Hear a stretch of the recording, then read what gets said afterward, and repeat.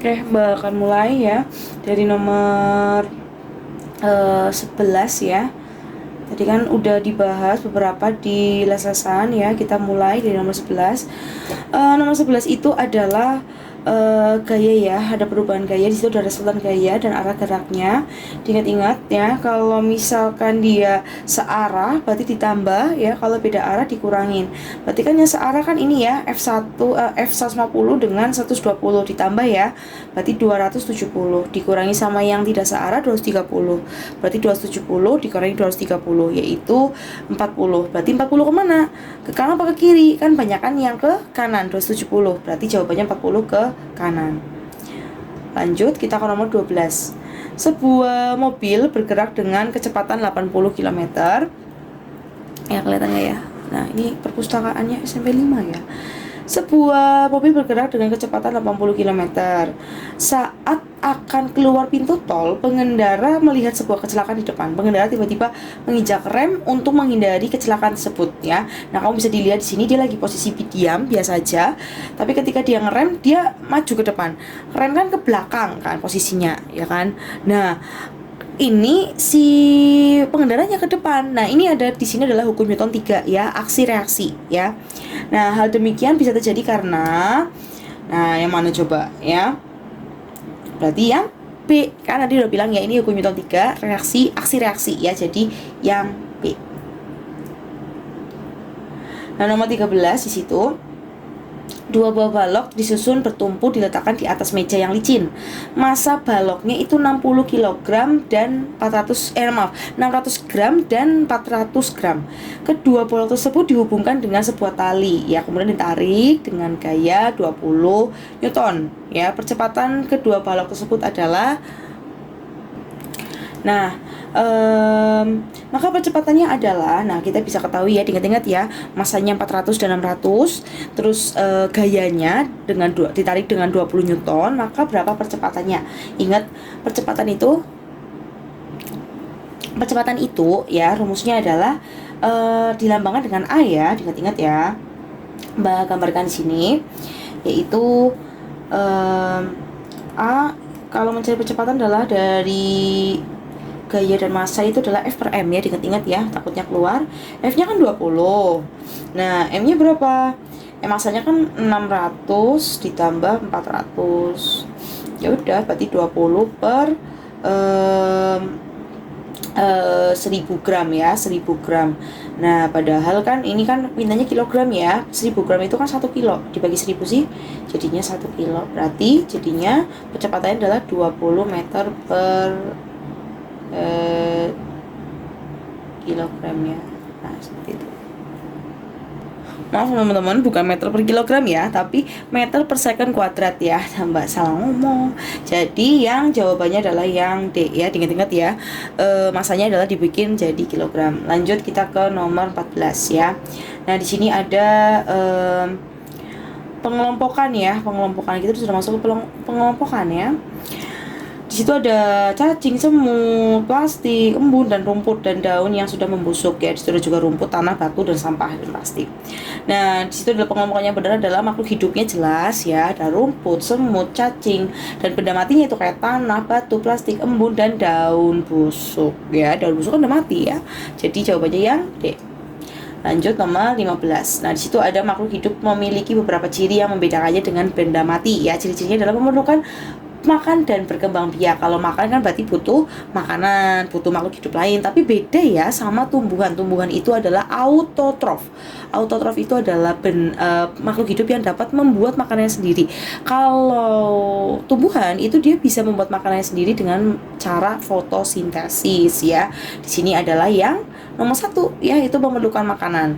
Dan untuk yang berkembang biak itu adalah yang nomor 2 ya.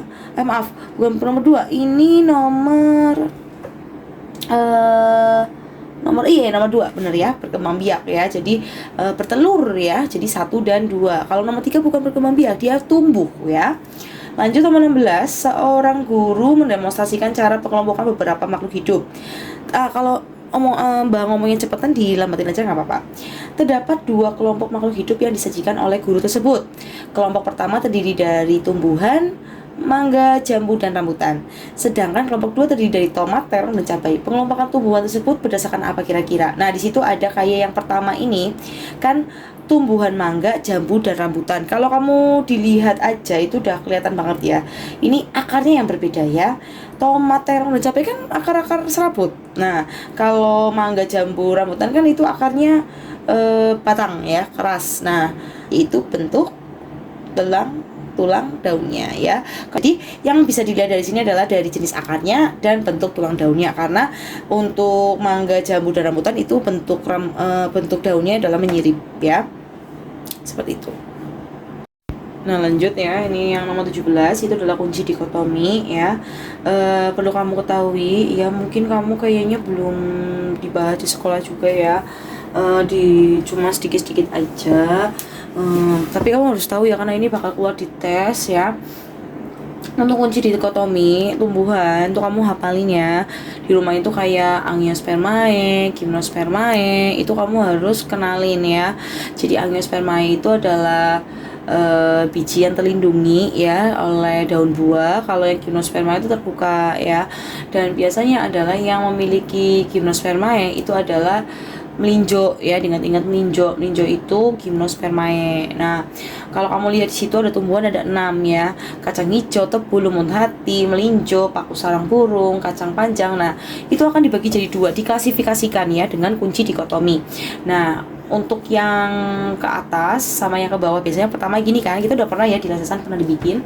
Untuk yang ke bawah itu tidak memiliki batang. Biasanya untuk angka-angka ini pasti ada penjelasannya. Ini apa kayak gitu. Tapi ini ada beberapa yang hilang. Nah, kita harus mencarinya. Nah, untuk 1B itu memiliki batang dan yang 1A itu tidak memiliki batang. Dari 6 tumbuhan ini yang tidak memiliki batang itu lumut hati. Makanya dia sendirian, udah dia mentok di situ ya. Dan untuk yang lain dia punya batang, makanya dia dimasukkan klasifikasi 1B ya.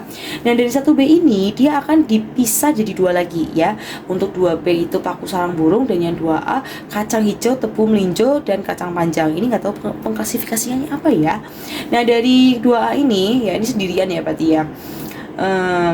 Lalu dia 2A ini dibagi jadi 2 lagi. Nah, ini 3A melinjo, 3B kacang hijau, tebu, dan kacang panjang. Ini yang Mbak Tisa dibilang.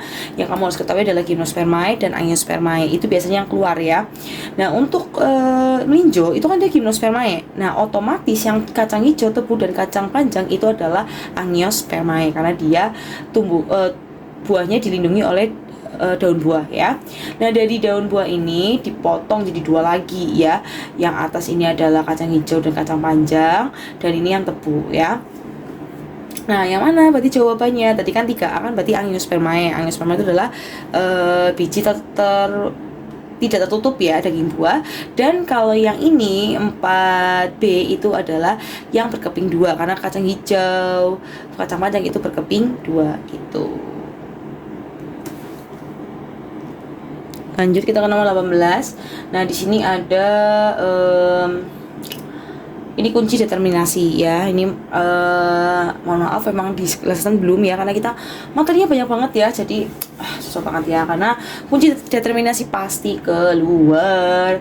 Nah, di sini ada yang nomor 18 ya, tidak bertulang belakang. Nanti lanjut. Nah, ini ya caranya membacanya ya. Kamu harus tahu cara membacanya. Caranya kayak gini. Ini kan tidak bertulang belakang. Nomor 1 ya, 1A itu tidak bertulang belakang, yang B itu bertulang belakang. Beda sama kunci dikotomi. Kalau kunci dikotomi itu ada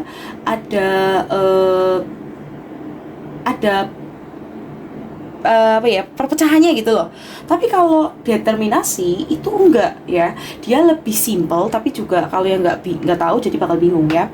Nah, nomor 1 ini sama aja ya, 1A 1B. Kalau di dikotomi kan juga 1A 1B. Nah, 1A itu tidak bertulang belakang dan 1B itu bertulang belakang ya. Kalau dia termasuk tulang belakang berarti dia lanjut nomor 2. Tapi kalau dia bertulang belakang berarti dia lanjut nomor 3. Berarti langsung ke sini nanti lihatnya ya. Nah, di sini kan mintanya kadal ya. Kadal itu bertulang belakang apa tidak? Kan bertulang belakang. Berarti 1B bertulang belakang lanjut ke 3. Berarti kita duanya diabaikan. Berarti langsung ke nomor 3 ya. Nah, dia bersisik apa tidak bersisik? Oh, bersisik. Kadang kan bersisik ya. Berarti kita lanjut. Nah, nomor 4. Hidup di air apa di darat? Nah, karena dia bersisik, hidupnya di darat, berarti kan dia masuknya 4B. Hidup di darat, berarti dia masuknya reptil. Nah, baru kita masukkan. Tadi kita bisa ketemunya sampai 4B, itu lewatnya mana aja? Ingat tadi, kadal bertulang belakang ya kan, berarti 1B. Nah, 1B mana? Berarti C sama D. C sama D benar ya. Dari 1B ke nomor 3. Nah, bersisik apa enggak? Bersisik, berarti 3A. Oke, betul. Nah, tadi hidup di air apa hidup di darat? Di darat kan, berarti B, berarti 4B. Seperti itu. Nah, lanjut nomor 19. Ciri-ciri yang dimiliki ayam berdasarkan kunci determinasi pada nomor 18 adalah ayam ya. Kita tinggal lihat aja ya di atas. Gini aja, ayam itu punya tulang belakang apa enggak? Punya. Berarti 1B ya kan? Oke. Bertulang belakang berarti tidak memiliki tulang belakang, coret. Salah ya. 1B, lanjut ke nomor 3. Bersisik apa tidak bersisik? Kan nggak bersisik, dia berbulu kan? Berarti 3B ya. 3B. Nih ya. Nah, tidak bersisik berarti kan nomor 5. Nomor 5 berbulu apa enggak? Berbulu, aves, betul. Karena ayam itu masuknya aves. Aves itu burung-burungan kayak burung dara, terus bebek, ayam itu entok, itu termasuknya aves, berbulu, betul. Jadi yang 19B. 20. Urutan takson dalam klasifikasi tumbuhan dari tingkatan tertinggi sampai ke tingkatan terendah. Nah, urutan takson ya, diingat-ingat ya, klasifikasi tumbuhan itu dihafalin ya. Hewan sama tumbuhan dihafalin. Nah, untuk tumbuhan itu dari awal itu adalah kingdom ya. Di sini kingdom, habis kingdom dia diviso, habis divisi ya. Divisi atau divisio juga bisa. Habis itu klasis, habis klasis dia ordo, dan habis ordo itu adalah familia ya. Habis familia baru genus, genus baru spesies ya. Jadi yang A.